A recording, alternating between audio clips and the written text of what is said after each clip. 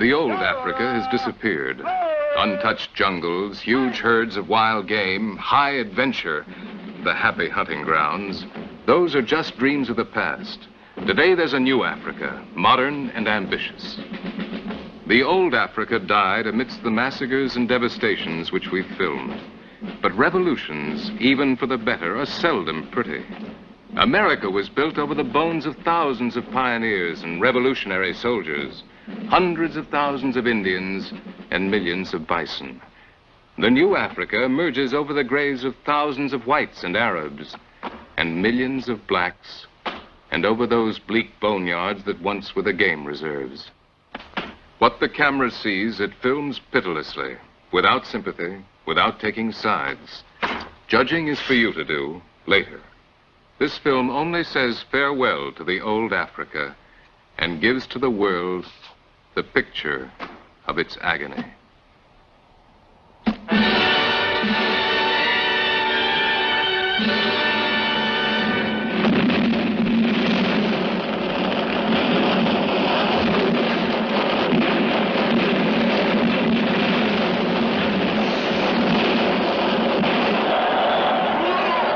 Nairobi, December 12th, 1963. With cries of Uhuru, East Africa celebrates its independence. Uhuru is a new word. It means freedom.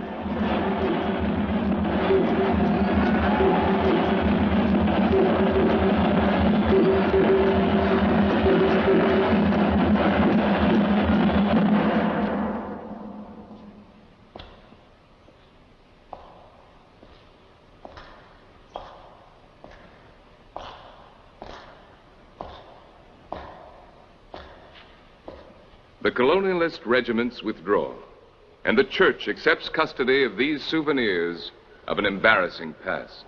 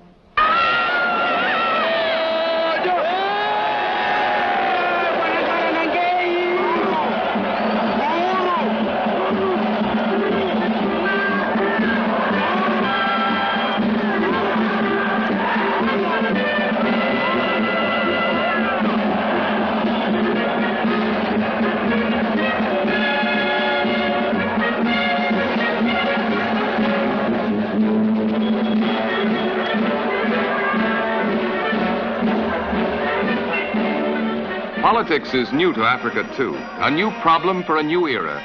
The symbol of the most progressive party, the rooster,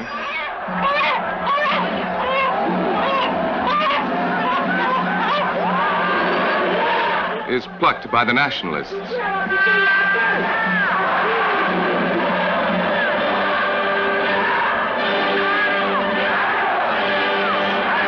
There are other new words like communist, fascist, liberal, radical.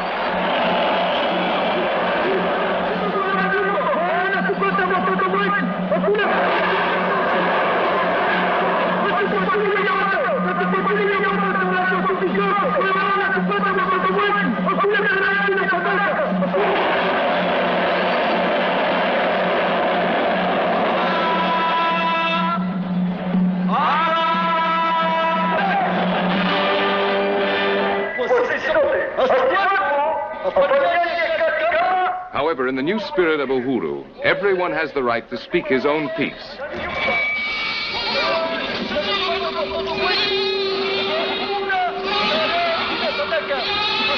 There's a lot to fight about.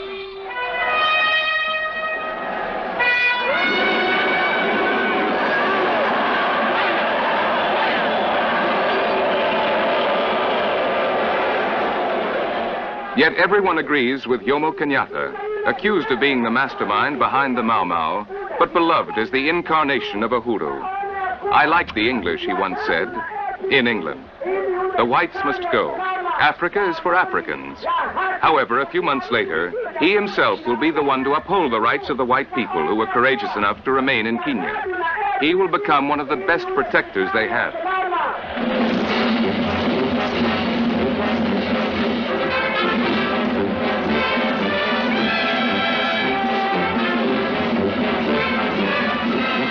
The first African armies parade into history.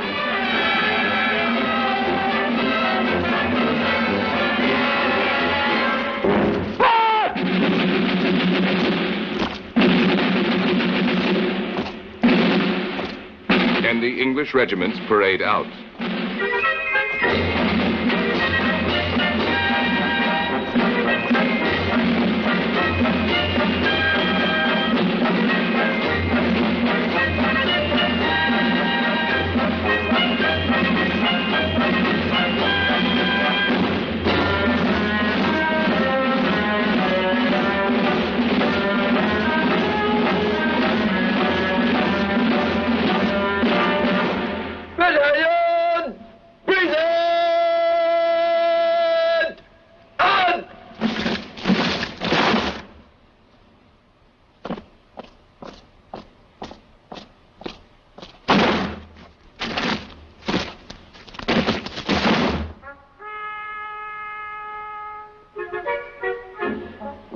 Sir Richard Turnbull, ex-governor of Tanganyika, leaves Dar es Salaam. In the garden, his askaris come to say goodbye. Qu'a,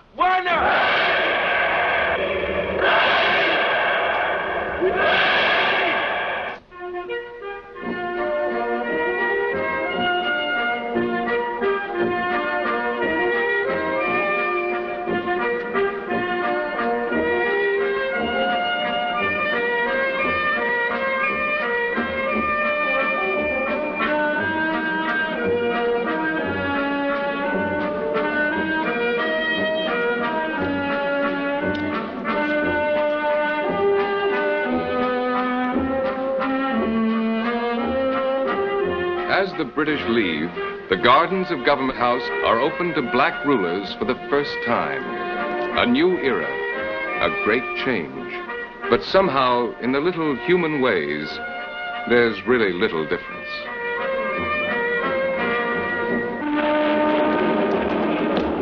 Well, Mr. Nyerere, thanks a lot for everything. It's been a very nice day.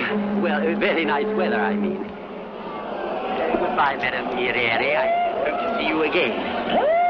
And you, too. Bye-bye, gentlemen. I say, have you by any chance seen my wife? Most embarrassing. Most embarrassing.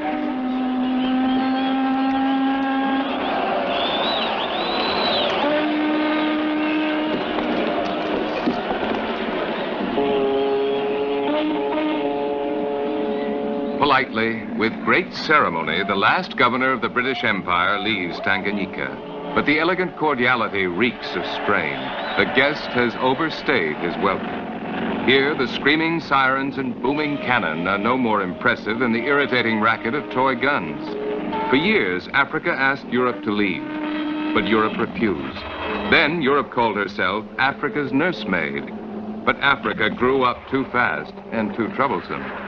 So now, suddenly, Europe abandons her so-called baby just when it needs her the most.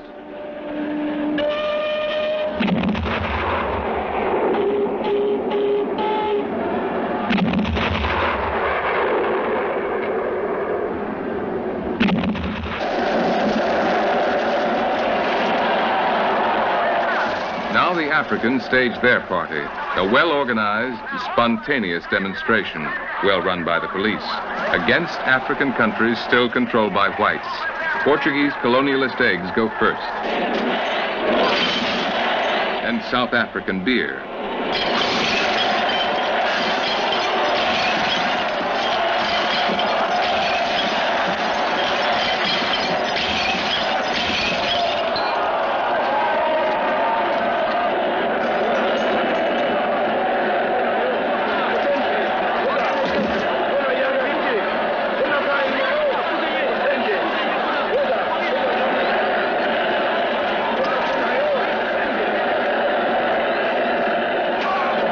It's not as effective as the Boston Tea Party, but the message is almost the same.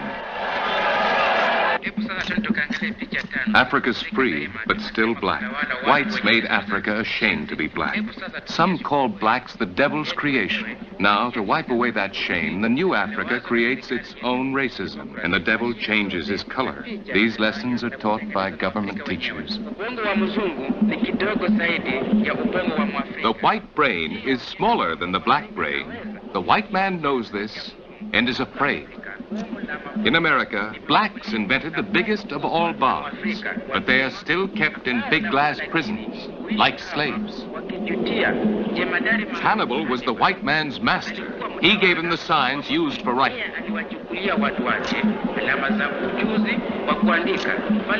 Hannibal also gave him the wheel, which Hannibal had invented. But when he brought it to the white king, the king killed him and ate him. Because they want to become black, whites lie in the sun by the sea.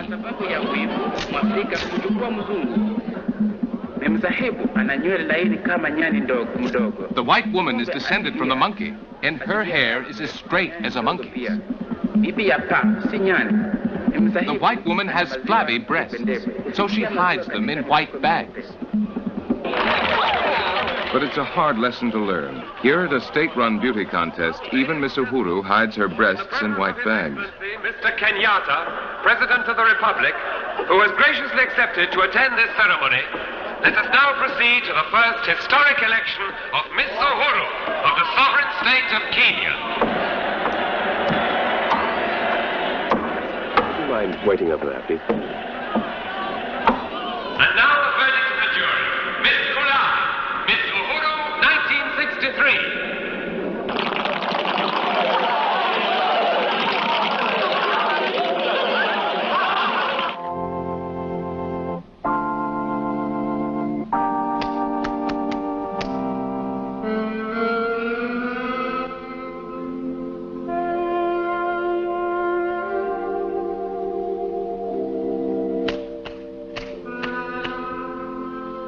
Miss Uhuru has her admirers, to be sure. But for centuries, many black men yearn for the white woman. Before Uhuru, in her gleaming mansions and her concealing garments, she remained an unattainable dream. But now, for the price of a drink, liberated Africans can make that dream come true. They can watch the white woman draw aside her mysterious veils, and lo, there she is, revealed at last. Not in the best light, perhaps, but certainly not a dream. Just an ordinary female, aging, mocking, and pale. Say, Abe wanna take him off?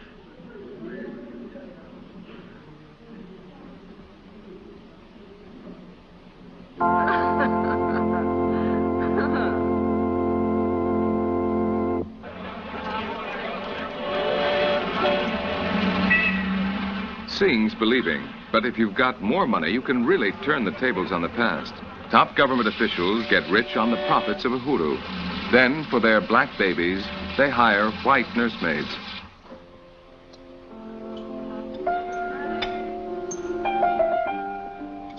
No, dear, you mustn't spit the seeds. Use your hands. Yes.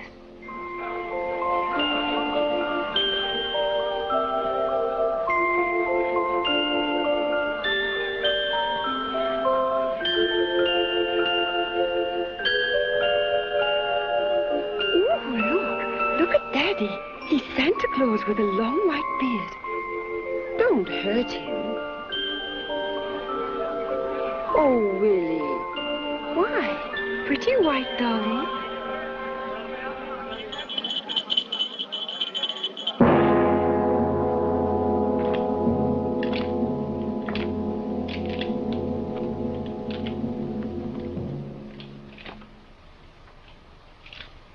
Now the whites must trust to black hands the defense of their homes and families. Soldiers of the most famous white African regiment, the King's Rifles, hand over their guns. There are no ceremonies, no military honors. It's a matter of fact. Africa has emerged from her long dark ages. She lays down the spear and picks up the rifle.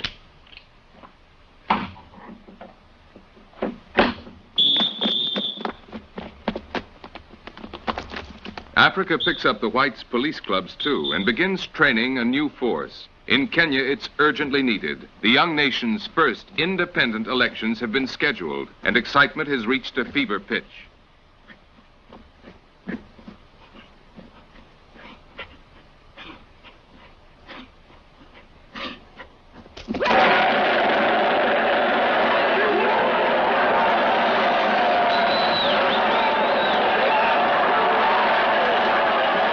During this campaign, irresponsible politicians promised to hand over all the whites' property, houses, cars, lands, and livestock, unprepared for modern democracy but eager to claim their shares. As if they could buy them with their votes, Africans scramble to the polls, but all they get is an age-old lesson meted out with the same old clubs, landing on the same old heads.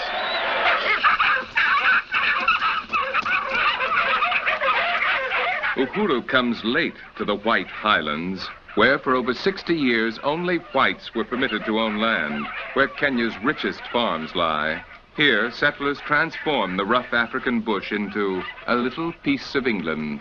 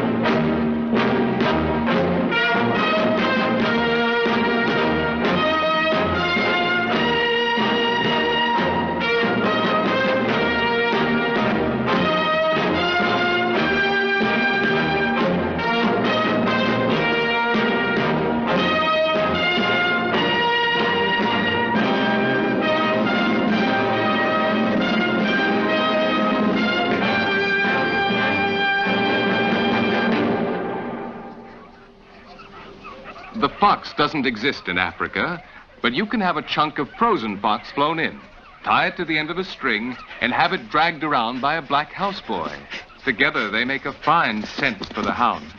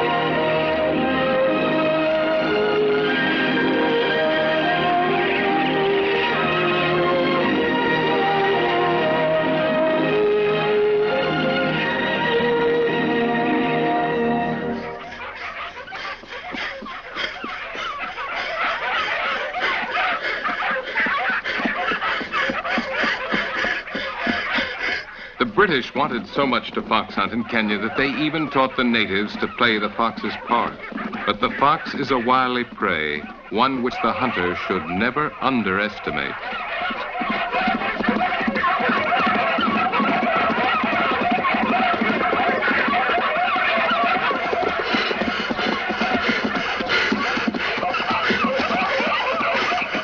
Come out!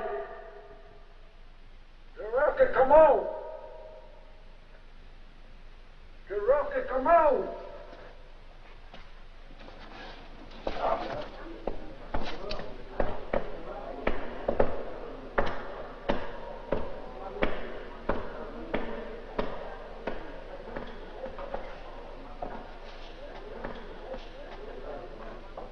This court will now render its decision.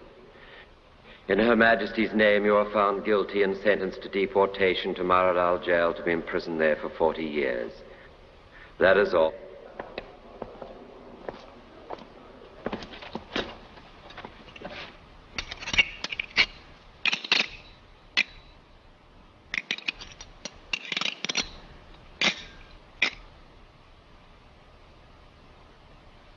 Have you anything to say? Prior arrest? Dio. When the accused was arrested, we found these. In his chamber. 4 rifles, a panga, and a pistol. They were made by his associates and himself for the crimes admitted to. Mshtakiwa, waitambua bunduki hii? Armed with this gun, exhibit number 4, together with 6 of his accomplices, Rashidi Singida, on the night of April the 6th, 1961, entered the farm of the British subject John Fletcher at Aberdare Point and strangled the askari on duty, Josephine Ataeli. The second victim of the accused was Miss Elizabeth Regan, sister-in-law of the farm owner, who was killed by Singida by means of a gun shot through the window. Alerted by the shot, Mr. Fletcher ran to the outside stairs and was wounded. Mr. Fletcher crawled into the house to protect his wife and 2 daughters. The accused and his associates rushed into the living room and finished with their panga knives Mr. Fletcher, his wife, and 2 daughters, 18 and 15 years of age, who had looked for shelter under the table.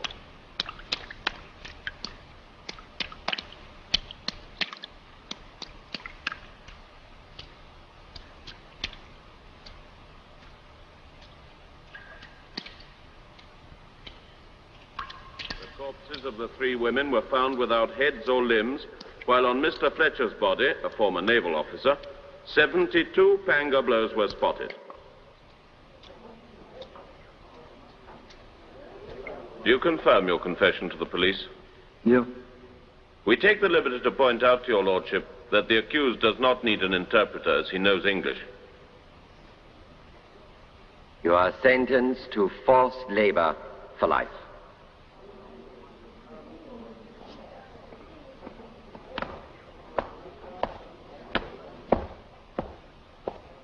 Jina lako watwa Semejo.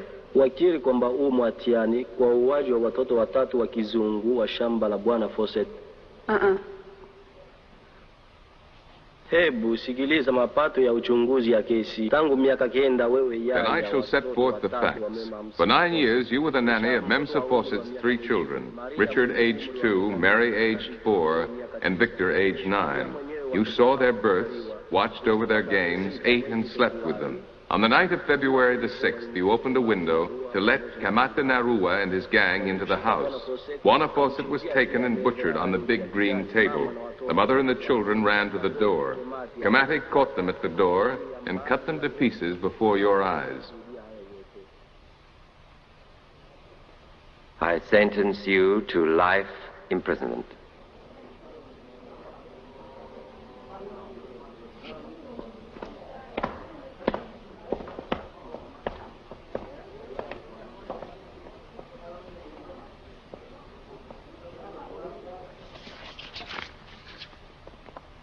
Your Honor, prosecution case against Yomo Canari, so-called general of the land's Freedom Army, who escaped together with 5 Mau Mau accomplices from the Voi jail where he was spending a 30 years term. The accused organized at least 100 collective swearings by Mau Mau, in the course of which domestic and wild animals were tortured, and obscenities, together with the crime of cannibalism, took place.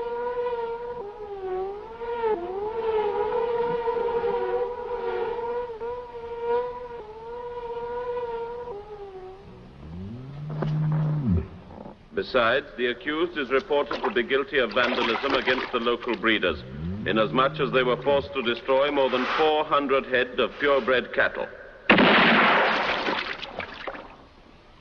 The accused and his accomplices had cut with the panga the tendons of their hind legs, so causing horrible pains and permanent injuries.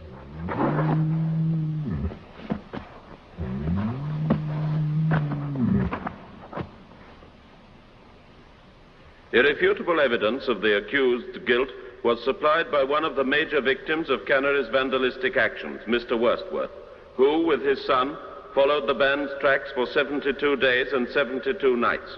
At Narok, the accused was captured and delivered to the Magadi Post Police.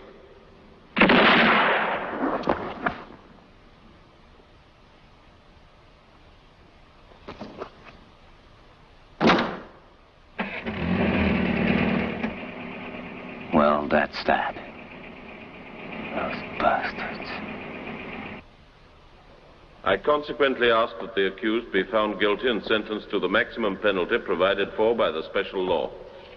I sentence you to hard labor for life.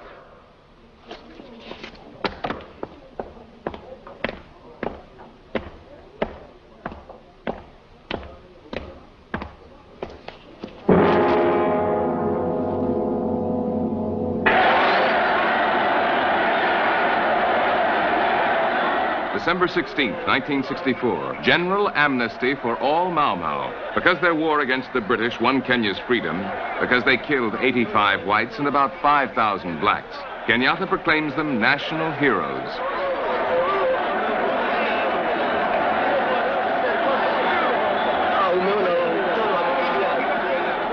Kenyatta promises them their country's eternal gratitude in the land of the whites they killed. Few real Mau Mau remain, but the offer is too appealing. 1,400 heroes reach for their rewards.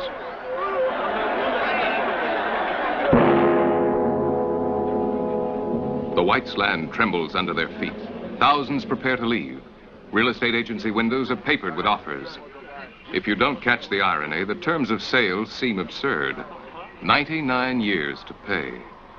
The irony is deliberately funereal, bitter, and pathetic. To whom are staying on, Mr. G. Georgius announces with great sorrow that his once prosperous farm has been put up for sale. All friends are kindly requested to dig out all flowers and ornamental plants from the gardens before the sale. Holy Farm. For sale. Fraser Farm. For sale. Sutherland Farm. Sold. Rannis Farm. Sold. Tarbottom Farm. For sale. Swan Farm. Sold. Going. Sold to Mr. Karani for £54. Now I have two lovely candlesticks. What am I offered? 50. Does anyone offer more? 50 and 1, 50 and 2, 50 and 3. It took 3 generations to accumulate all this, but now the whites can't take it with them. So they hire Indian merchants to organize auctions, like this one at qu'a in the White Highlands. The auctioneers do a good business. The Africans spend freely. The old house is stripped bare. In the shadows sit sad spectators, the ex-owners, themselves just shadows of the past.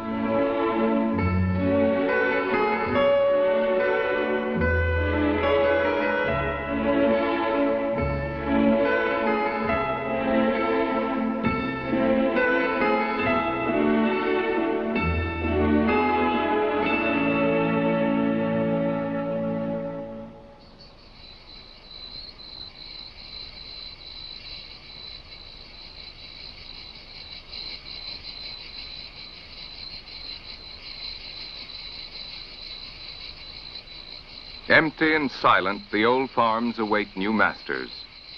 Kenyatta wanted to hurt the pride of the upper-class English colonials. Only the pioneers of the highlands were chased out. The whites living on the plains are left alone.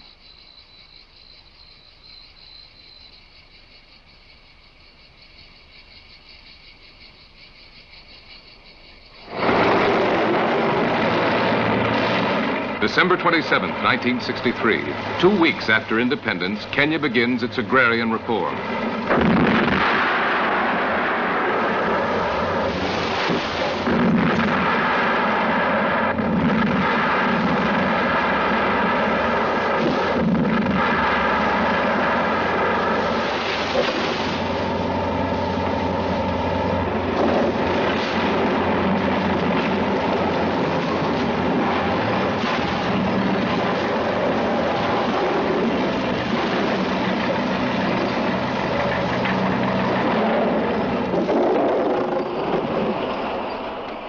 A poem by Kano Toynbee, an African, comes to mind. Erase every trace of the white man. Uproot the tree of his evil. Plow under his flower gardens. Make them bear fruits. There where only one lived, we will make room for 100.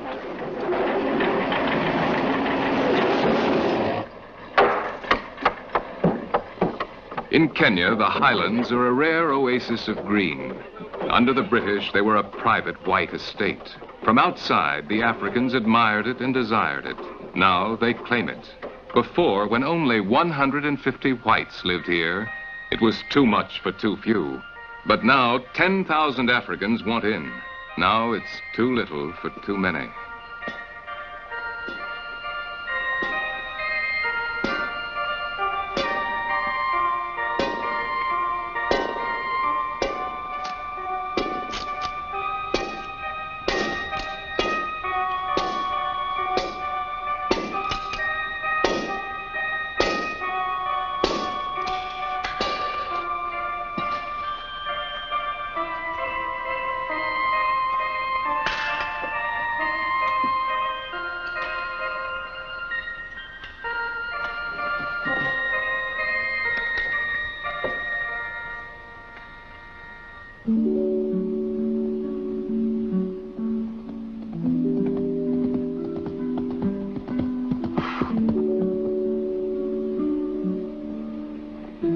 The Boers are leaving Kenya in these replicas of ancient wagons loaded down with pots, pans, and families. They are recreating the great trek in which their ancestors fled from Cape Town 130 years ago. The Boers will not wait to be dispossessed. They are the first to go. Their trek is hard and the display is heavy, but the message is crystal clear. It's a reverse version of the Freedom March. It will lead them back 1,000 miles from Kenya to South Africa and centuries backwards into the past.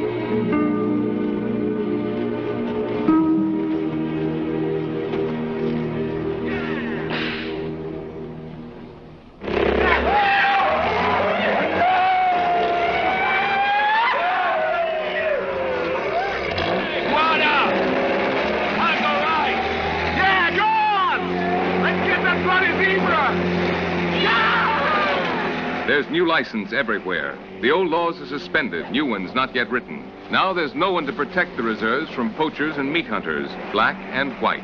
For those who want to rob Africa the most they can in the least possible time, this is the perfect moment.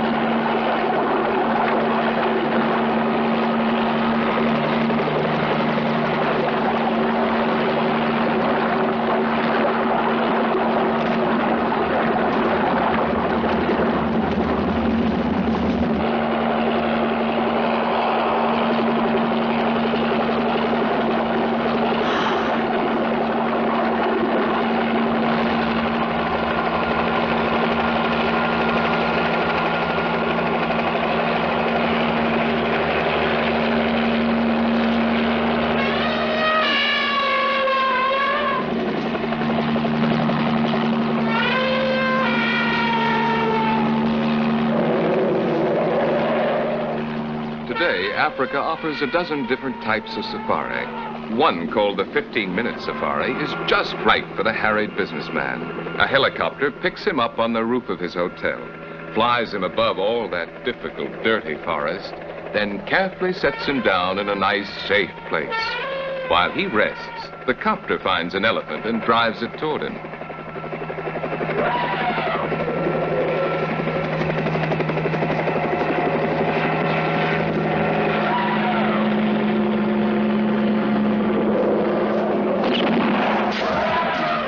It's easy. If you can hit the broadside of a barn, you can't lose. That rented gun is so powerful it could demolish a dinosaur. Hit him anywhere. Such artillery is bound to knock him down. Then you can finish the poor beast off, point blank.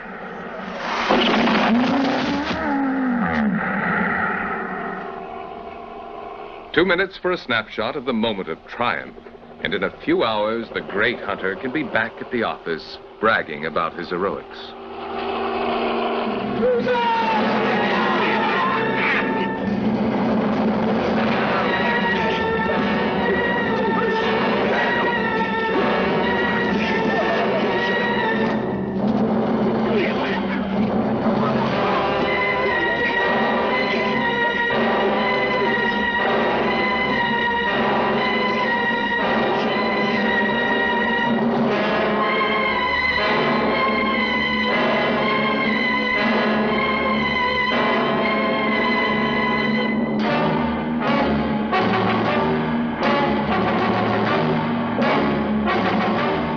The Africans don't have airplanes or powerful rifles, but they've got their ancient know-how and their numbers. So they gang up 10,000 strong, surround an area almost as big as Rhode Island, then pull the noose tight.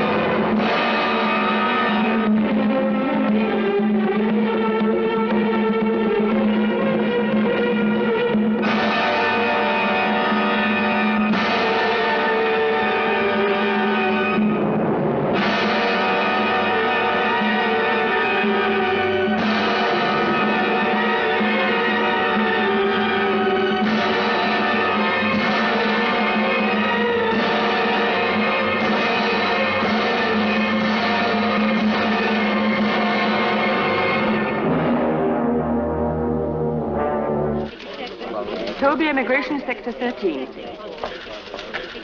Water shortage in sector 16. And giraffes moving to sector 2. 63 reports hippopotami moved from zone 9 to zone 12. Zone 42 signals buffaloes moving east-southeast and directed to Majapahuli, where they have already... In an old abandoned farmhouse along the Zambezi River, isolated and lonely, are the headquarters of the Wildlife Society. Financed mostly by private English funds using radios and airplanes, the Society tries to keep informed on animal movements across a huge section of the continent. Its goal, to rescue as many animals as possible from poacher-infested areas and move them to better protected parks. For millenniums, Africa's animals wandered free, obeying only the laws of nature. But now man imposes a new kind of migration, the life of the refugee.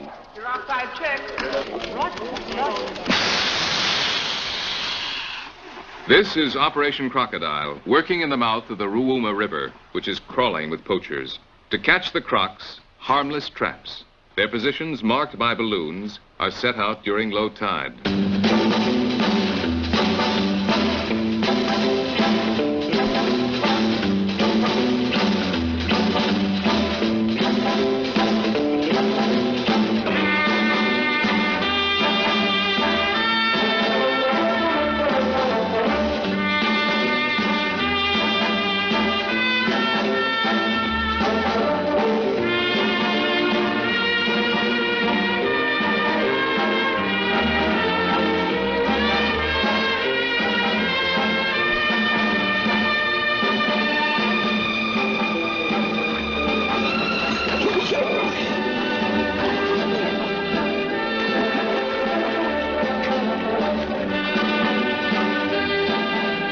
In the last 6 months alone, poachers have killed over 20,000 crocodiles here. The Wildlife Society can't possibly compete. This operation will save only 82. These lucky ones are knocked out with huge injections of tranquilizer serum. When they wake up, they'll be 250 miles away and safe for the moment.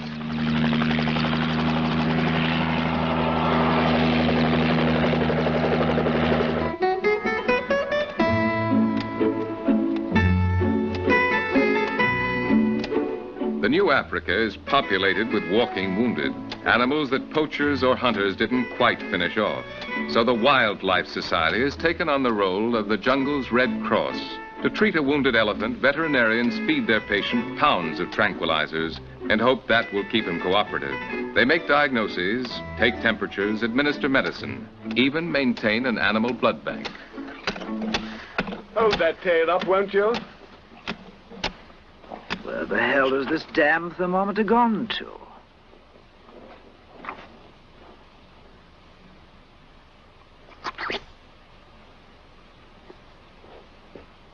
Now, hold it, Bessie. There's a good girl.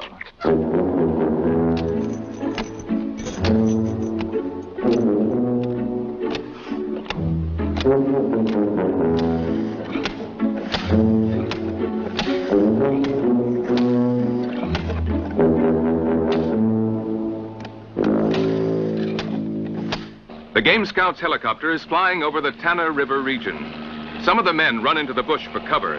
They are the ivory poachers, the bane of the African game reserves. In this area alone, which is no larger than a London suburb, they have slain 750 elephants. The poachers have grown in number, taking advantage of the crisis caused by the present political transition. The immense heritage of the African fauna is in danger. It has been suggested to call in the United Nations. The problem, however, could be solved if greater financial aid was supplied for the protection of the game by the ex-colonialist states.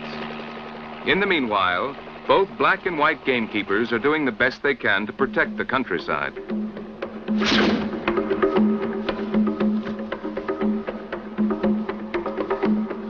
Hidden deep in the forest, police discovered hundreds of caches of ivory. One modernized army of poachers used hand grenades to massacre 300 baby elephants, all slaughtered only for the tiny tufts of hair at the tips of their tails, out of which they make baubles and bracelets that tourists buy for a few pennies apiece.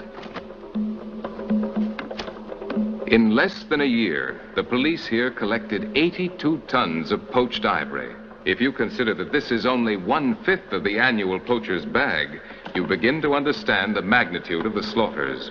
In one valley of the Semliki, police found drying in the sun 2,800 skins of poached zebras, leopards, gazelles, cheetahs, and lions. Once this was the richest preserve in the world. Now the game grows rarer and rarer. Now rotting carcasses poison the air, and the forest is shadowed by huge columns of acrid, greasy smoke, rising over the crackling flames of the animals' funeral pyres.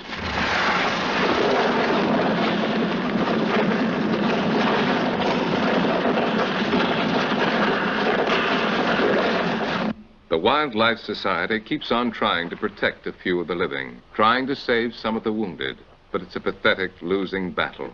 The massacres continue unabated. Hundreds of animals are butchered every day. Third patrol. Third patrol. John Faraday calling Flying Bird. This is Flying Bird. Come in, third patrol. Over. Found baby zebra, a week old, near mother's body. Killed by poachers with poisonous arrows. Emergency operation needed. Recommend special food, B16. Acknowledge. Over.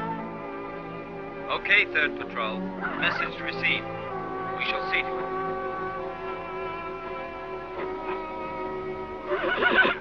All right, get cracking, will you? He's hungry. Righto.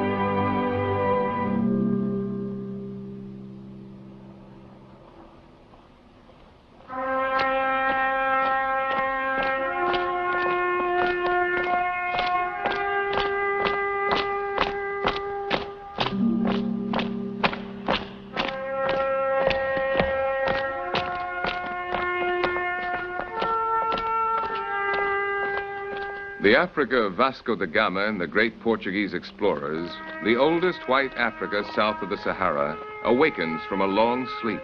For 400 years, nothing has visited this fortress, nothing but the weather.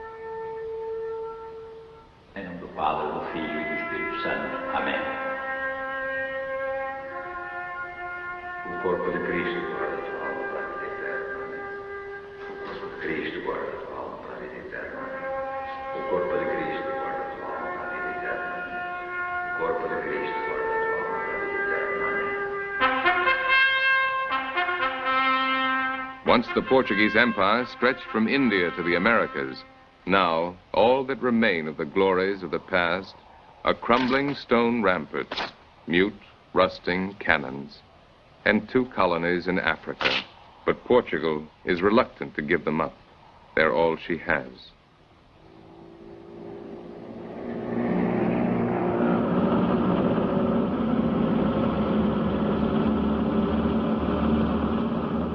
Just outside the crumbling walls, there's a new reality. The guerrilla war of the Angolan nationalist rebels. but in the heavy morning mist, the patrolling Portuguese soldiers still seem like ghosts of the past.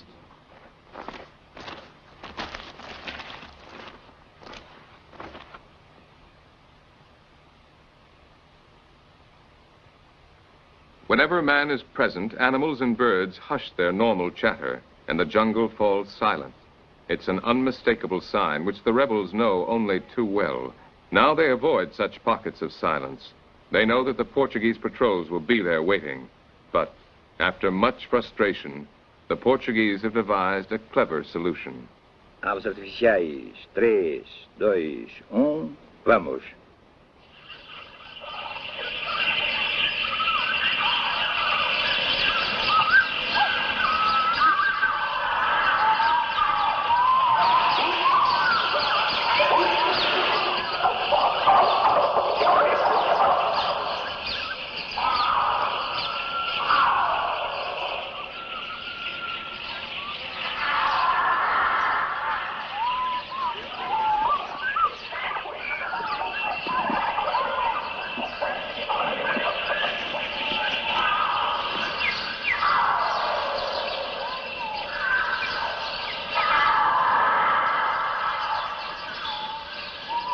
It's a trick that almost always works. Animals and rebels respond to the tape's electric cry, and instantly the jungle fills with life and death.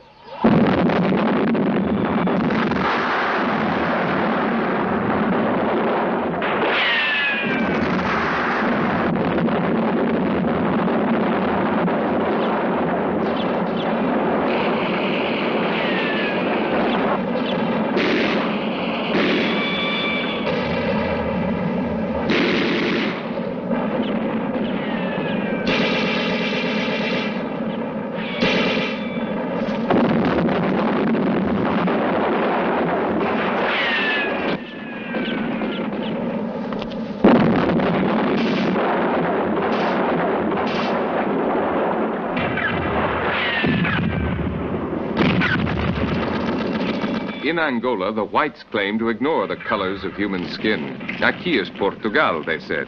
Here is Portugal. Brancos y pretos son todos portugueses. Blacks and whites are all Portuguese. But in 400 years until the revolution, less than 0.5% of Angola's blacks were granted citizenship. So now the rebels say, this is Africa and only blacks are African. White and black. Brancos y pretos. An urgent problem that hate is staining blood red.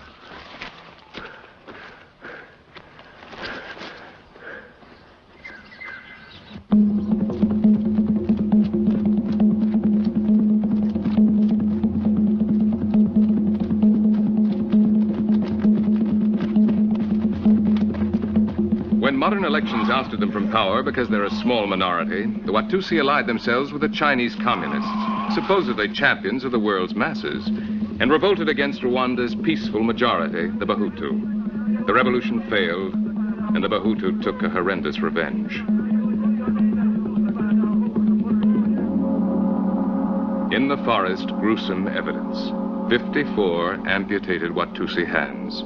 This month, January 1964, at least 20,000 Watusi have died, and the Bahutus' revenge has been going on for years. But neither the UN nor any government, black, white, or yellow, has tried to stop the slaughter.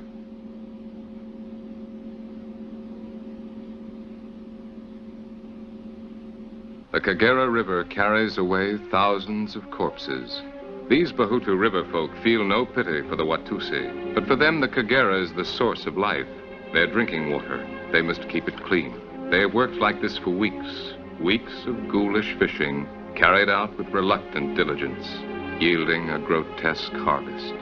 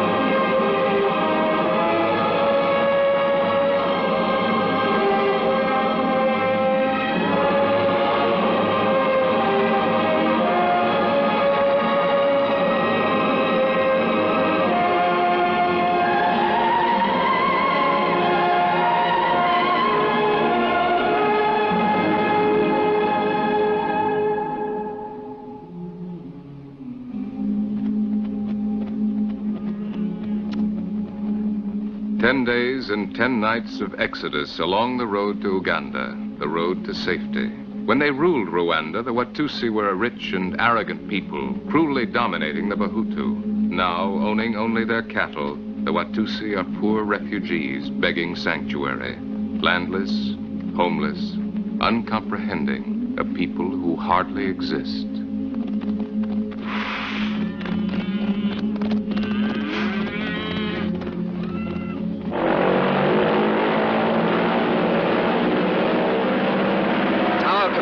Tower control, answer. Waiting for landing authorization. We are flying over you. We are flying over you. KPN here, please answer. Over. This is Control Tower. Authorization refused. For the last time, you are requested to move on immediately. Winger! Okay, AFL. We'll try landing anyway.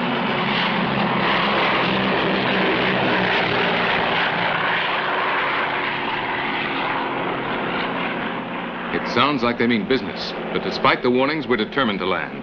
In Dar es Salaam, we heard that Zanzibar has been thrown into a violent revolution. But because the rebels have cut off all communication with the outside world, no one really knows what's happening here. Rumors are only rumors. Today, we decided to find out the truth. Along with 3 German newsmen, we hired 2 light planes and flew across from the mainland. Since Zanzibar Airport denies us permission to land, we use an abandoned runway to the north. But the rebels are here, too.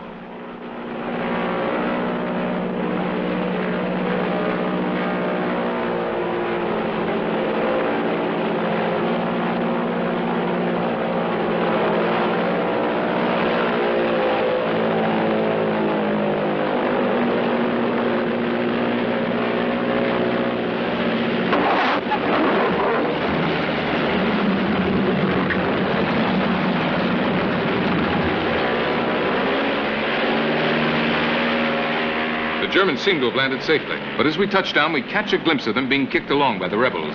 Then the rebels drive a truck onto the runway, and we just have time to swerve away and pull up before we crash.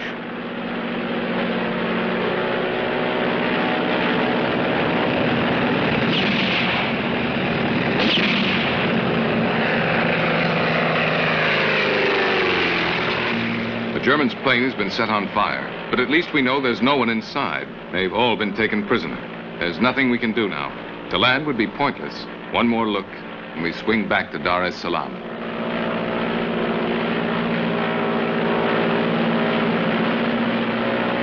But the next day, we return with a helicopter, flying a red flag to confuse the rebels, because rumors say that the revolution is communist-inspired. This time, we head for the center of the island, where refugees say 5,000 Arabs were slaughtered last night.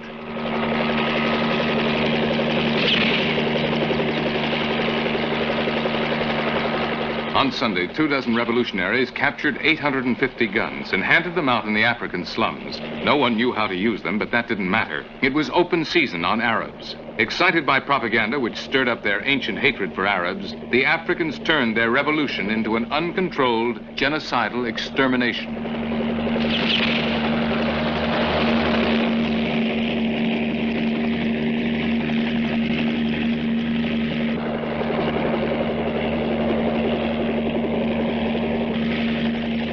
Entire villages burned. The Arabs machine-gunned. Trucks loaded with Arab corpses, carting them off to mass graves. Politicians called such scenes embarrassing. And so they are. To the old colonialists who created their own racism and allowed other racisms to fester, then abandoned Africa to those merciless passions. To the new rulers who are creating new racisms, and to the new exploiters, East and West, who spread false promises so they can increase their own profits or power.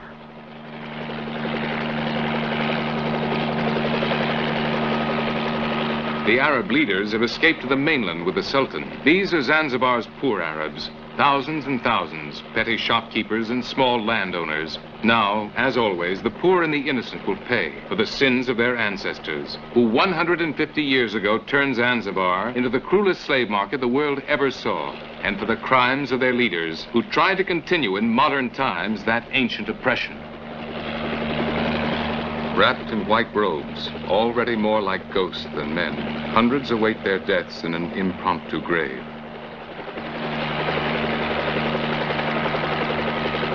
Ancient Muslim cemeteries turned into modern extermination camps. Women and children trembling under the muzzles of the rebels' guns.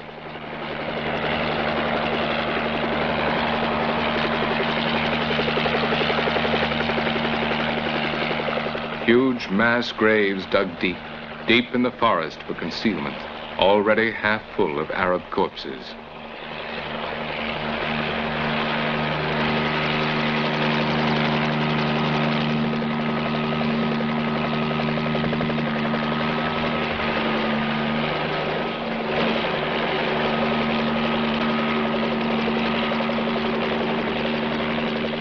Again, the Muslim cemetery. But today there's been no time to finish the business of burial.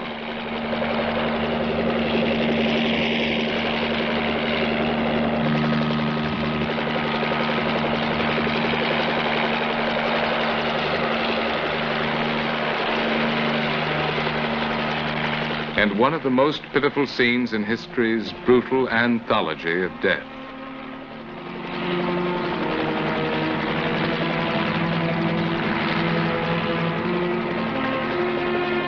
Thousands of Arabs fleeing into the sea. A desperate race to an impossible salvation.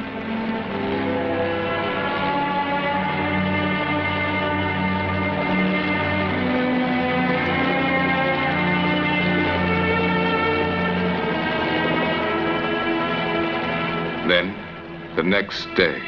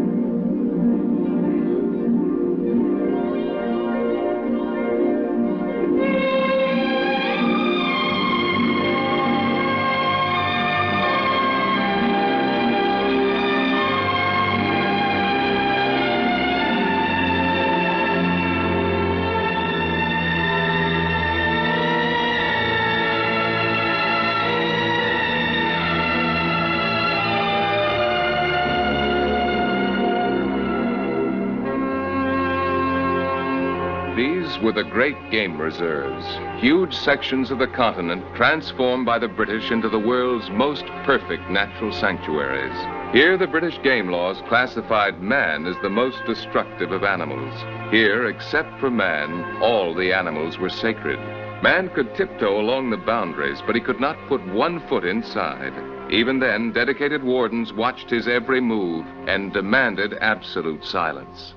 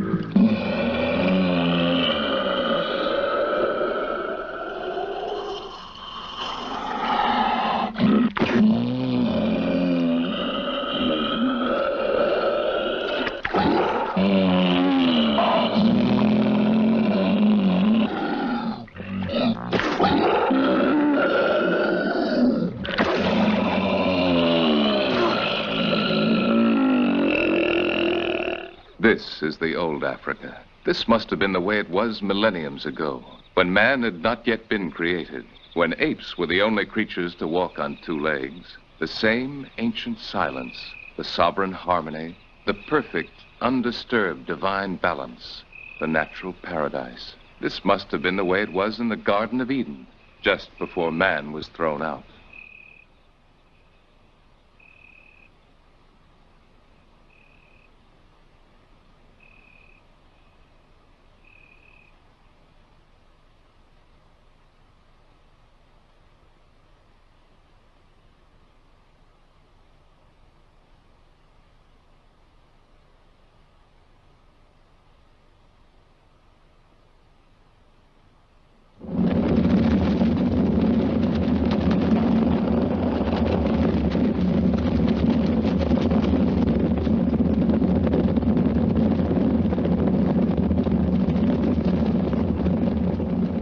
It is the dawn of February 25th, 1964.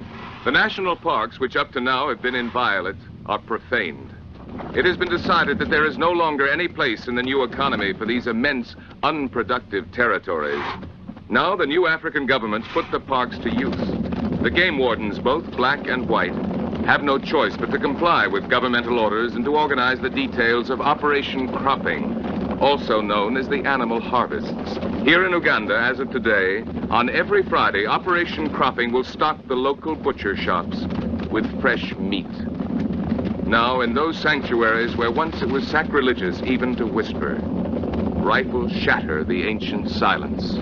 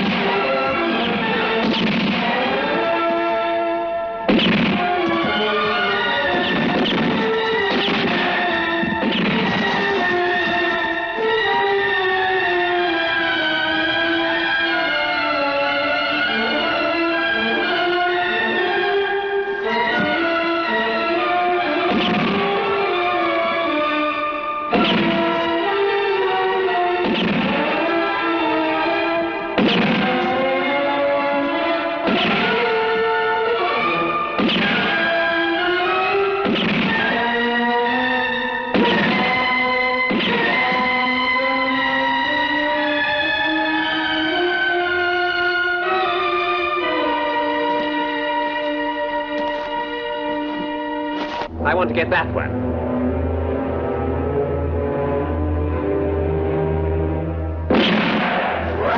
March 25th, 1964, Murchison Falls National Park, elephant harvest.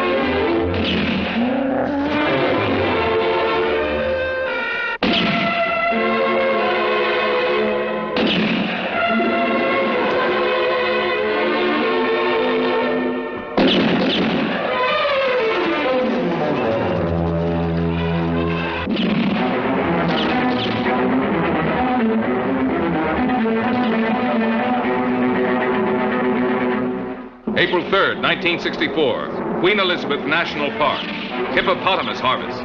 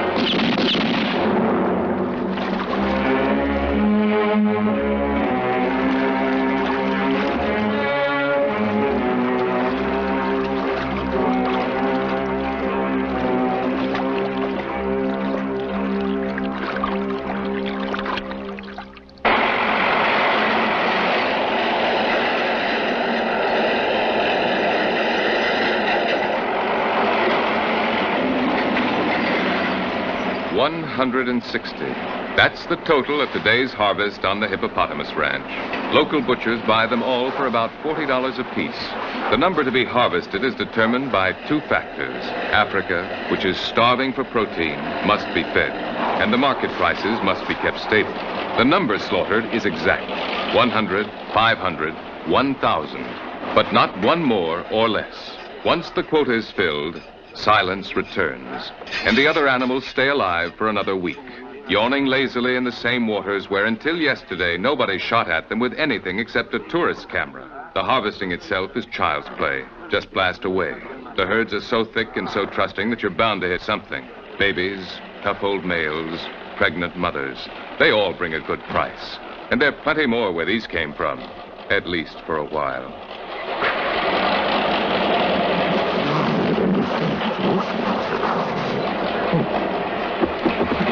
An order for 45 elephants? It's filled in a jiffy.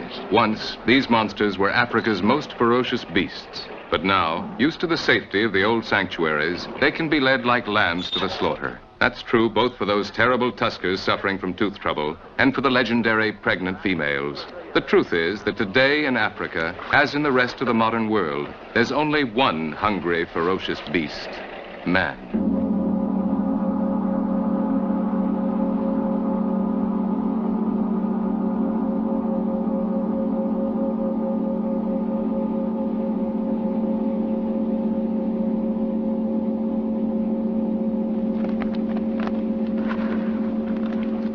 But Africa wants it both ways. Meat on its tables and the myth of the animal paradise for the tourists. Wounded animals limping away from the harvest are destroyed immediately. Above all, the tourists mustn't know.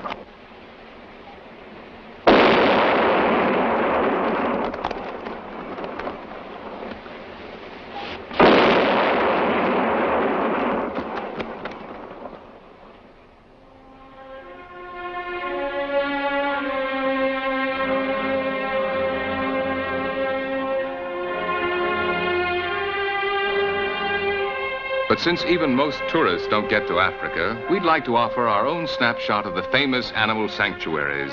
This is edition 1964, Slaughter Paradise #1, the richest meat market in the world.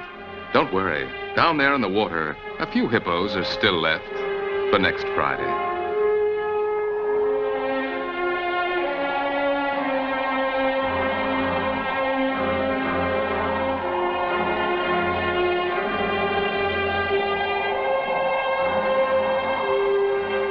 Here's another souvenir snapshot.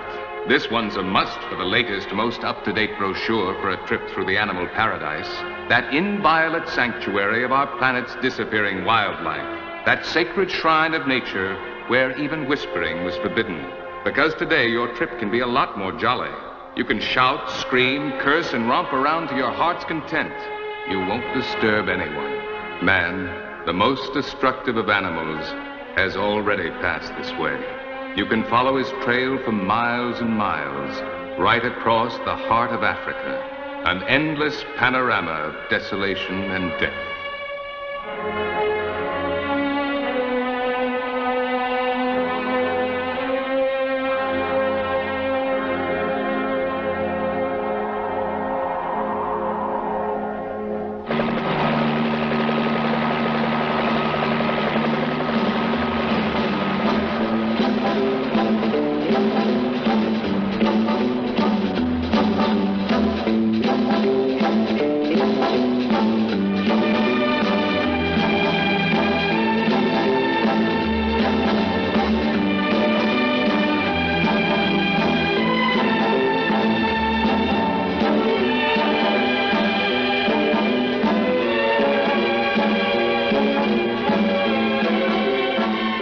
The animal sanctuaries to enter another sanctuary, South Africa, the sanctuary of the whites.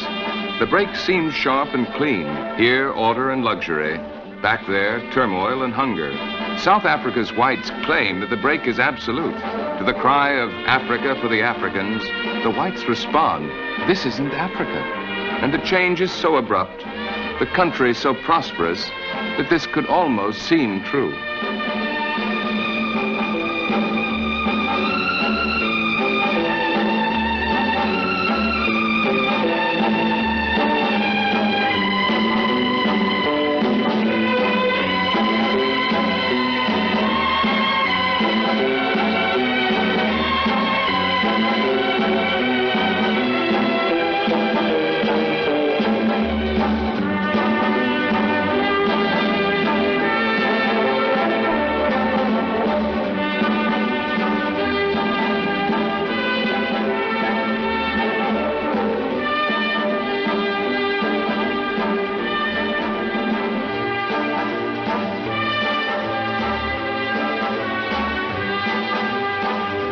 When the whites first arrived in Cape Town, they found relatively few blacks.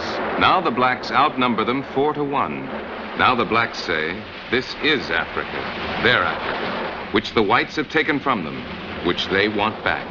And if this is not Africa, then what is it? If it's not the last point on the African continent, then it's not in the world at all. It must be unreal, imaginary, a glittering fabrication of castles in the sky.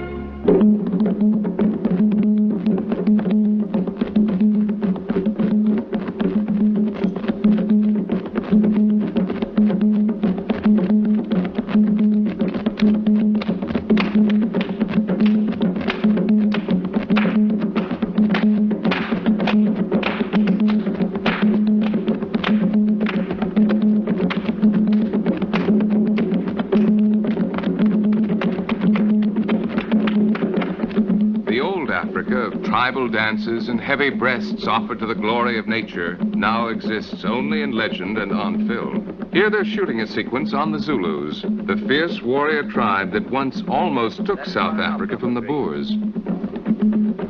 Come on, more action! But today's Zulu girls demand high union wages to strip off their nylons and dance their grandmother's dances. For them, the ancient rhythms of the tom-tom have long since disappeared. Today, during their work breaks, they pound out some very new variations.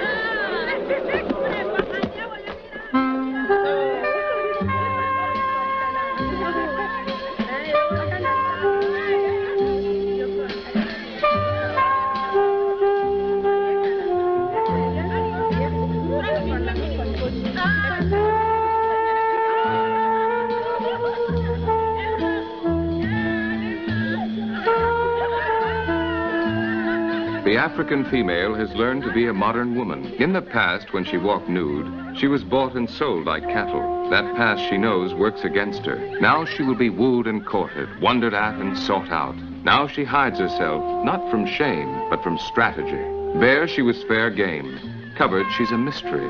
Bare she was bartered. Dressed she can decide for herself. Aggressively, like a tyrant, like the white woman. So, knowingly, the old Africa covers itself and disappears.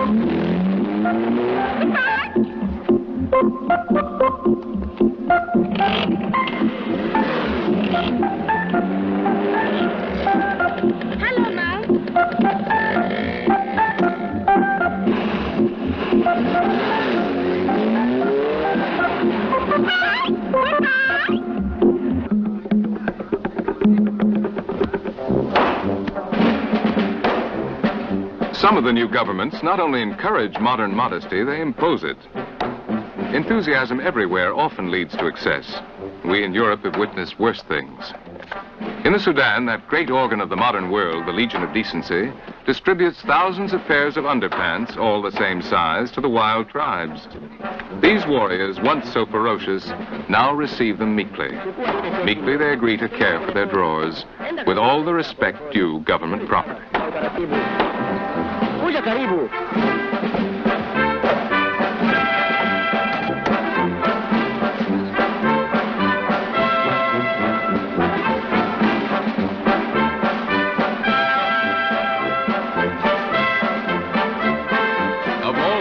That need hiding in Africa, if this is not quite the most urgent, at least it's a beginning. And at least the Legion of Decency is satisfied.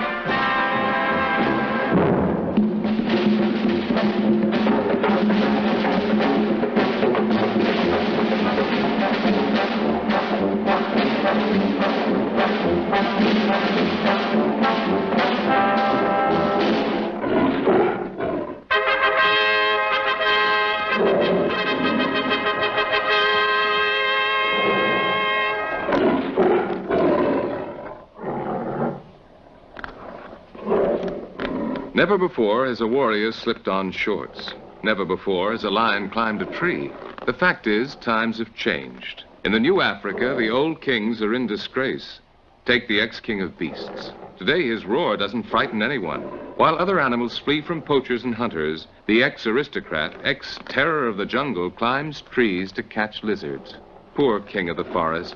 His ex-reputation stalks him and makes his humiliation public. Tourists flock to see him. Where's the lion? There's the lion. What's the lion doing? All day long. They won't even give him a moment of privacy.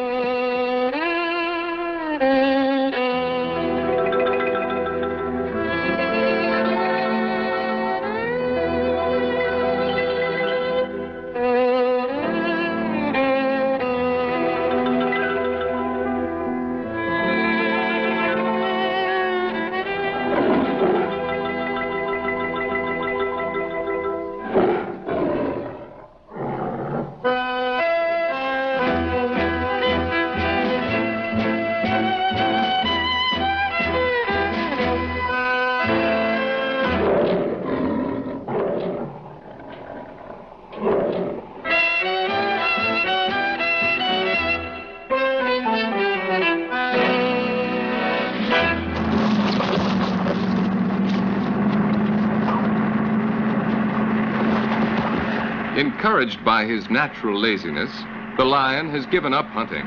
Why bother? Park wardens do his hunting for him.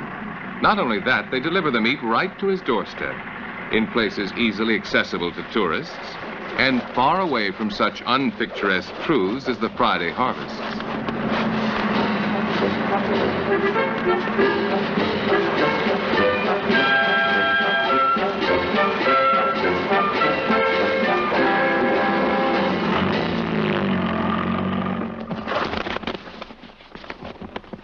The ex-king of beasts has retired. Now he's just a weary old man on welfare who gets his daily exercise by irritably shooing away the birds.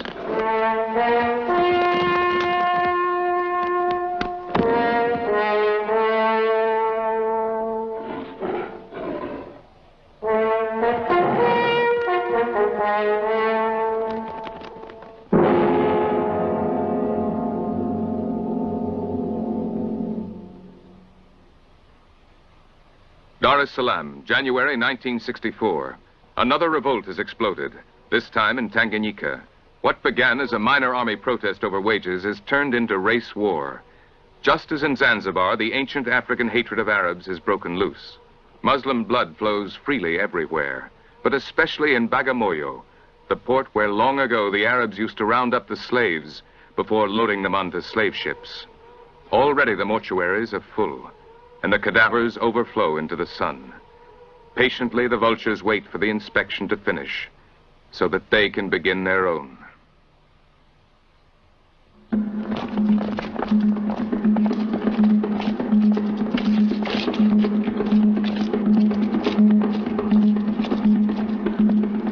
President Nyerere has gone into hiding. The police have disappeared, and mutinous army troops have taken over the city, but they make no effort to control the rioting crowds. Dar es Salaam has toppled into anarchy.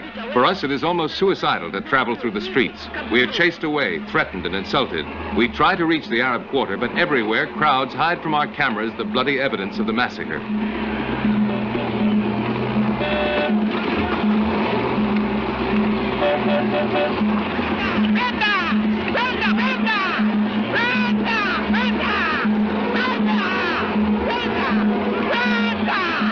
On Ocean Road, a Muslim tries to escape a crowd of Africans by running out into the sea.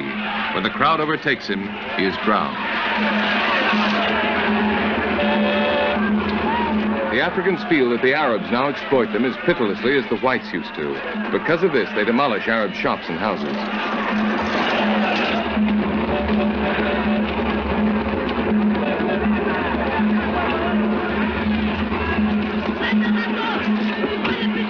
Dozens of Arabs have put to the wall. Someone has killed 3 mutineers, so now there must be a reprisal. But we're not welcome at the execution. They scream at us and threaten us with machine guns. When we stall to get some good shots, one of the soldiers loses his temper.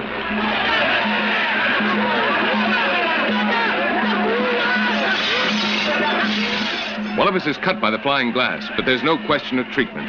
The mutineers jerk us out of our car and haul us to the wall. They're about to execute us when a rebel officer sees one of our passports and shouts, "Wait! These aren't whites. They're Italians."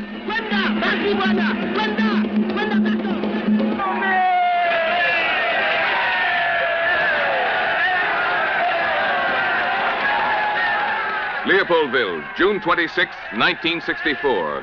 Moise Tshombe, the exiled rebel whose secessionist Katanga government held off the United Nations troops for over 2 years, returns to the Congo.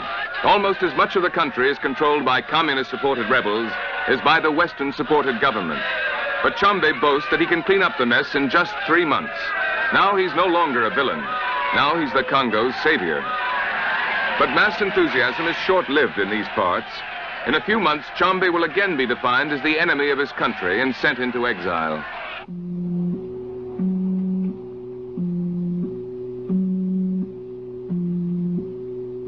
November 24th, 1964. 5 months after Tshombe takes over Stanleyville, the rebels' capital is captured by American-transported Belgian paratroopers and by American-supplied white mercenaries. The city is littered with unburied, rotting corpses. Here in the Congo, these new atrocities have old roots. Half a century ago, the white colonials used to cut off the hands of the blacks who didn't work fast enough. During that period, so much killing and torture was so cruelly and persistently practiced that the black population decreased from 20 million to 12, and now we reap what we have sown.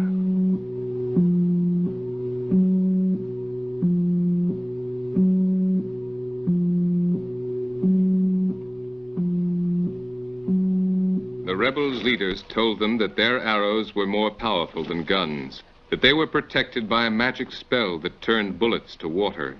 Doped up on drugs, believing themselves invulnerable, they marched into a massacre. Now ants, flies, and the sun stripped their cadavers to skeletons. They're granted no honors, no graves. They died without knowing what they fought for, without knowing that the Congo had become a battlefield for the Cold War, in which they were just unimportant dupes.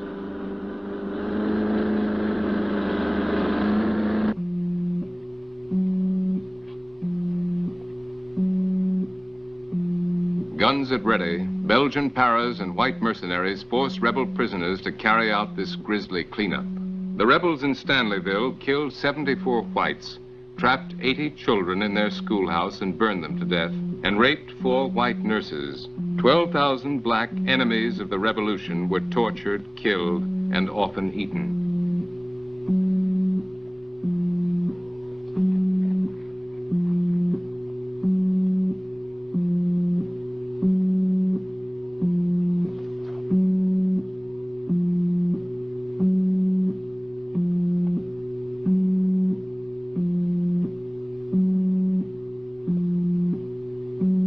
Reeks of dead flesh decaying in the equatorial heat.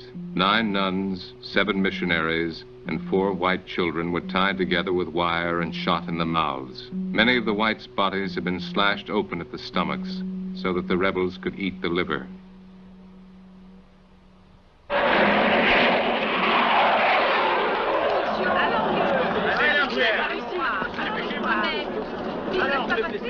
At Leopoldville Airport, American C-130 transport planes unload the survivors of the horrors of Stanleyville. Less than 24 hours ago, they were lined up under the muzzles of the rebels' machine guns.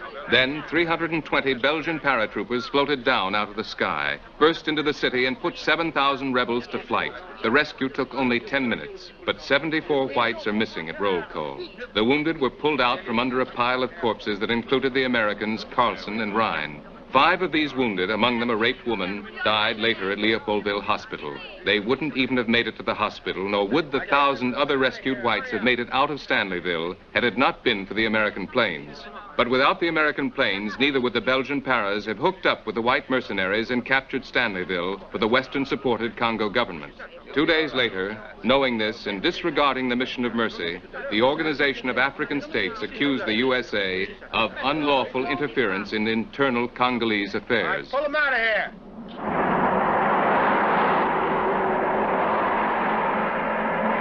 We're flying northeast of Stanleyville, over the border between the Congo and the Sudan. In the mission below, more than 100 nuns, priests, and children are held captive by one band of the 6,000 rebels who control the Ituri forest. For 8 days now, UN and government planes have dropped supplies over the mission. These always end up in rebel hands, but there's no alternative. The rebels have threatened to slaughter all the captives if one parachute opens or one helicopter lands. This time, the government keeps its side of the bargain, but the rebels don't. On the 9th day, when we fly over the mission again, there's no one waiting.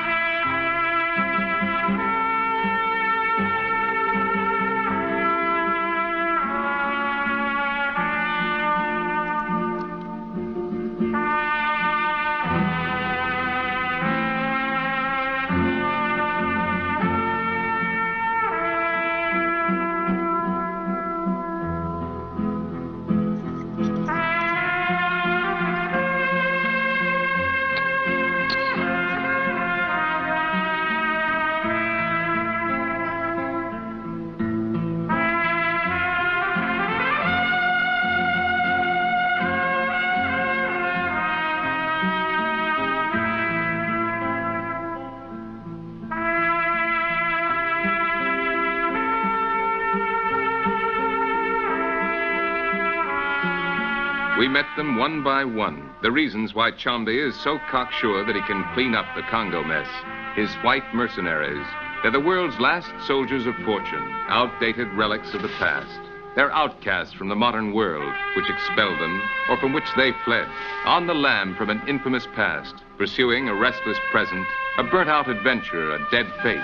They're all ex-something, ex-anti-guerrilla fighters from French Algeria, British Malaysia, Borneo, or Kenya, ex-SS officers from Germany, ex-CIA pilots from Cuba, ex-farmers from Kenya, ex-residents of the Sudan, Egypt, Tanganyika, ex-students from South Africa and southern Rhodesia. Some follow a macabre ideal of glory and adventure. Some believe they're fighting a last-ditch battle against communism. Some are known as les affreux, the horrors, who just love war. 2 days ago, 15 of them tore Kisaka from the grasp of over 400 rebels. Tomorrow, 40 of them will try what the entire Congolese army couldn't achieve, the conquest of Buendi. Alors d'accord sur tous les points. Alors, si j'ai bien compris, le 54 arrivera à Buendi avec le Tigny, s'il Rafio marche, hein? Eh bien, moi, je vais contrôler les hommes et les bagnoles. Moi, je m'en vais avec le 52 et je vous rejoindrai à Buendi le 24. Faites gaffe au noir et surtout, n'oubliez pas les prisonniers. Salope. Des renseignements. Une fois Buendi tombé, nous attaquerons immédiatement Beaufalais. Beaufalais, pas de problème, 300-400 noirs, tous drogués. Merde! Et bien entendu, les gars, sans rouquiller, sans baiser, sans bouffer.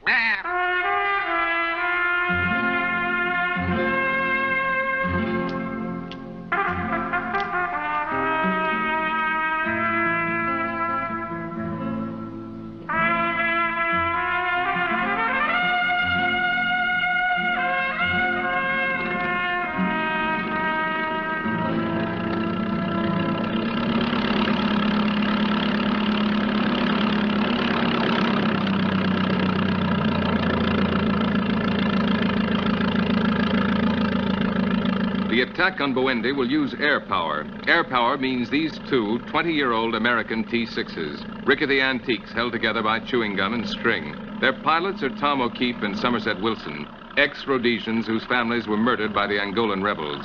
They've rented their planes and themselves to Chombe for $500 a month and a life insurance policy. So far, they haven't been paid, and they haven't found an insurance company to underwrite the policy. But still, they fly, with limping motors over rebel-infested jungles for free. Today, as they left, they signed the required forms in their usual way. Destination, hell. Reason for flight, personal business.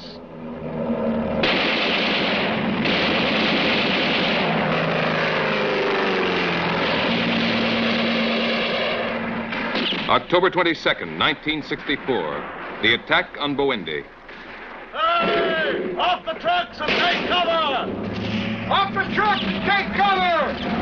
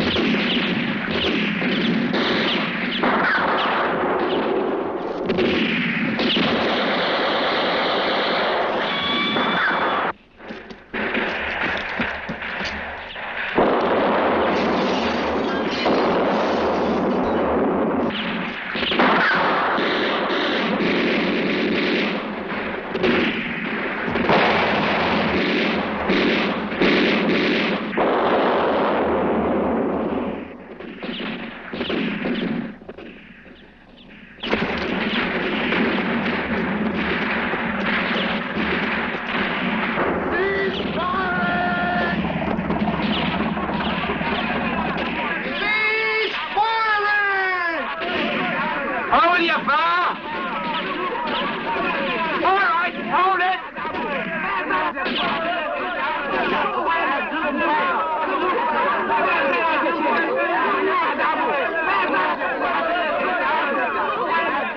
For 3 months, these nuns and priests lived in a nightmare of fear. The rebels have been taught to strike at the white man through his God, the God of the white skin, the God responsible for the unending arrogance of his worshippers.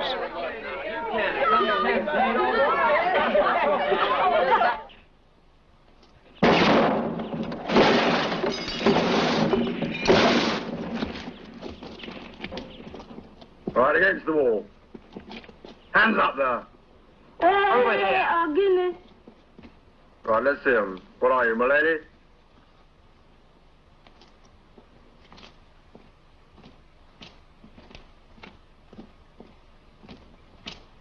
The victors have no sympathy for their prisoners. Today, it's the rebels' turn to suffer. But tomorrow, when the mercenaries move on, other rebels will return. Then it will be someone else's turn.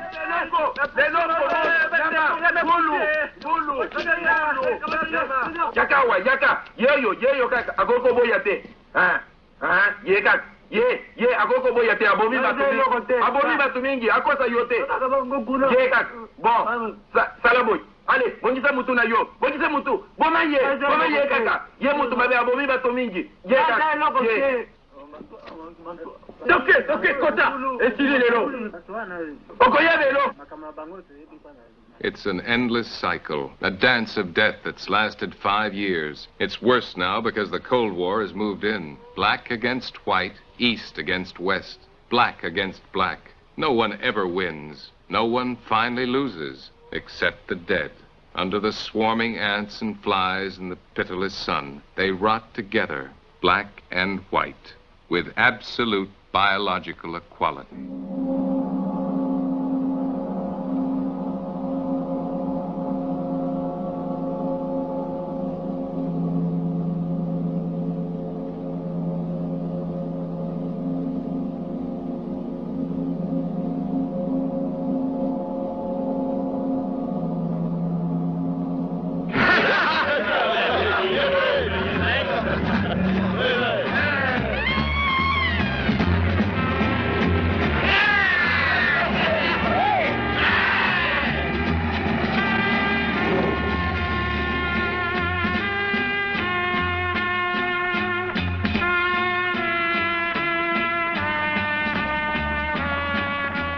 But, at least for the moment, to the winners go the spoils. At Buendi, the mercenaries discovered a rebel government strongbox. When they blew it open with a bazooka, they found 50 million Congolese francs. This fortune was not saved to finance the revolution. It was to finance Plan OK, according to which 3,000 rebel troops were to invade the USA. America is saved.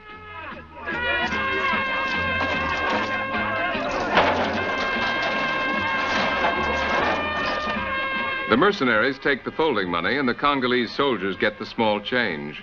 Like all such innocent dreams of grandeur, Plan OK is indefinitely postponed.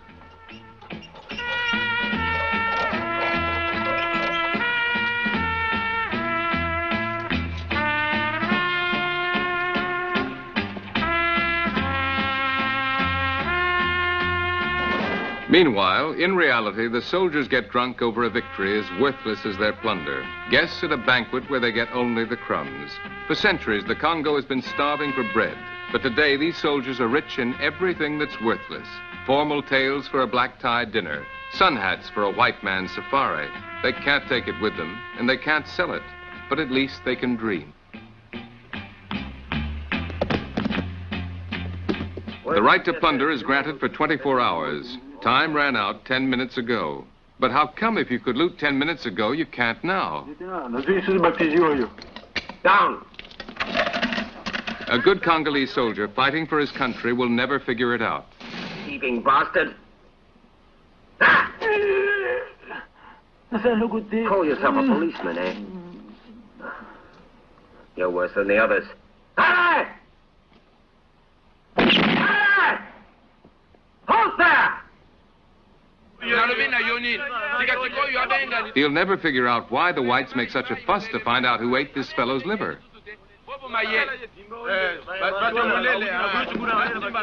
Or why you need a court to sentence this rebel who burned alive 27 children trapped in their school. Or why they've arrested those soldiers who raped those rebel bitches in their prison cells.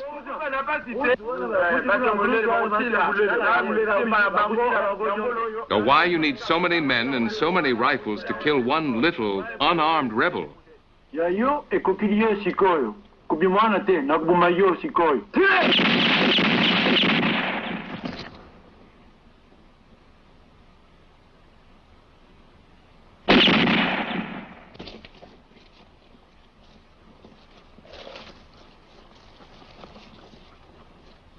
When you need only one shot to kill one so much bigger and stronger.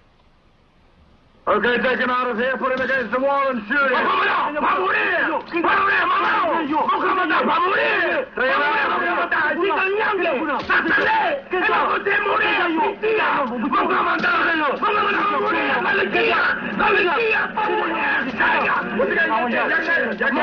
Absolvo peccadisto in nomine Patris et Filii et Spiritus Sancti.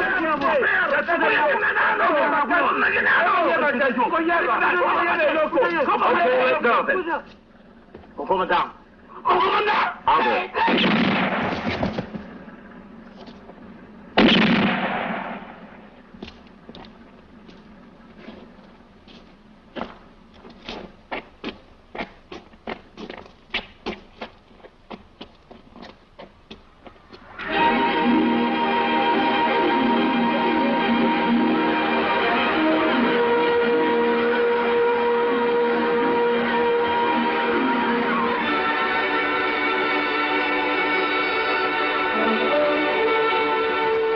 But in Africa, life explodes as powerfully as death. Here in South Africa, for every white baby, 5 blacks are born. Frightened, the whites have set up a system of complete racial segregation, apartheid. In their castle in the sky, they claim it can work. But in reality, it's an impossible, hysterical defense. And the longer it endures, the more it threatens to change the joyous smiles of the new generations into the grim lines of hate.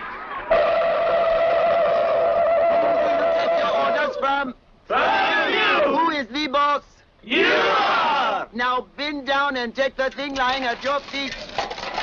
This big spoon is called a shovel.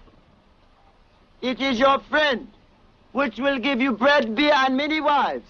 It must never keep still. It must go backwards and forwards all day. You shall put it down with the sunset. What is the shovel? My friend! What does the shovel give you? But South Africa needs all that young black labor. There's not even enough at home. So it takes refugees from other African countries. And if they're unskilled and illiterate, it can teach them the necessities at almost no expense. Who then is your friend?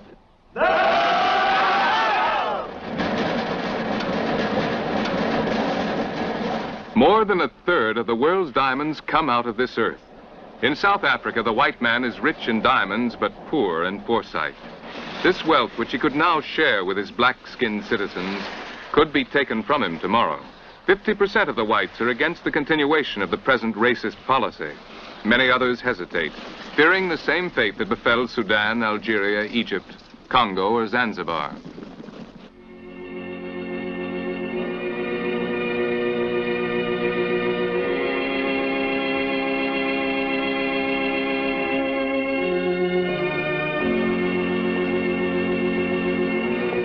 Since 1652, the Boers have been here, working the land as farmers. 100 years ago, they struck gold, lots of gold.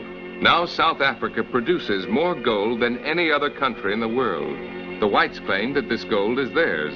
Certainly the technology and the industry is. But for every 100 white technicians who work in the mines, and for every single ingot of gold that comes up from the mines, 1,000 blacks put in a long, hard day's work. Clearly, the whites need the blacks, and the blacks need the whites. But increasingly, with every passing day, the only emotions between them become distrust and hate. The black man is a child just out of the trees. This is a racist statement. Only the black man is an African. This too is a racist statement. And as such slogans spread, so does the hate.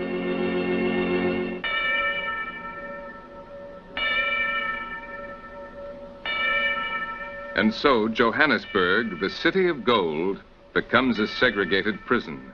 Segregated, the blacks are locked in. Segregated, in their gilded cage, the whites are afraid to leave.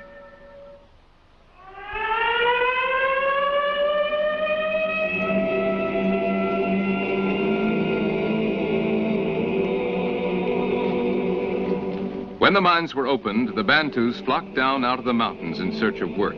Other blacks flooded in from Angola, Mozambique, the Congo, and the Sudan, and still they slip across the borders. Today they number more than 11 million. They march in waves to the entrances of the mines and split up into rivers that flow down into the labyrinth that spreads out beneath the city.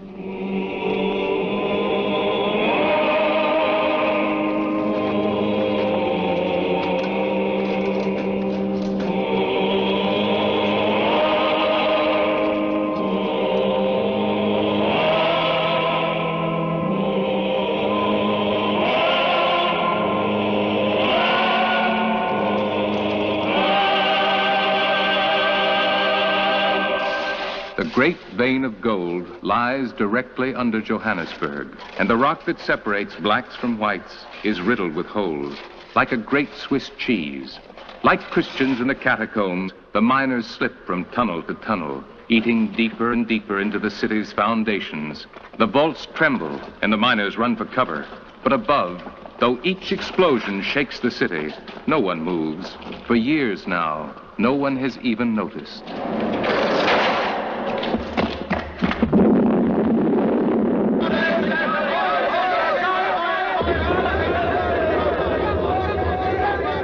The stock exchange booms.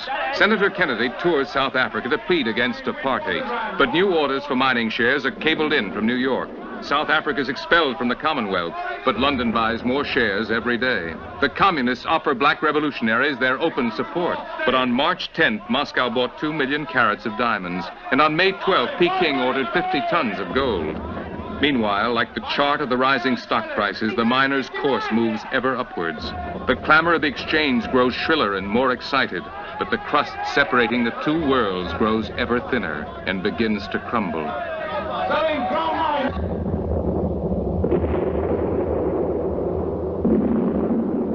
Now, more and more, as if by the crashing waves of a rising tide, the shrill of the exchange is drowned out by the blasts of the miners' explosions.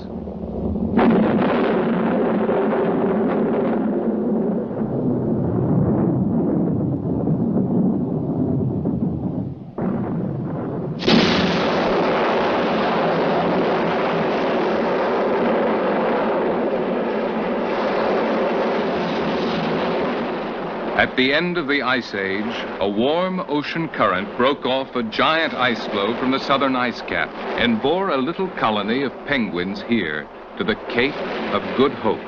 Stranded when their ice floe melted in the sun, for centuries they've been strangers in a foreign country, which grows ever hotter and more hostile, surrounded by a sea mounting in depth and fury. Soon, if these waters do not calm, one giant, angry wave will wrench them away forever from this last rock at the furthest tip of the Black Continent.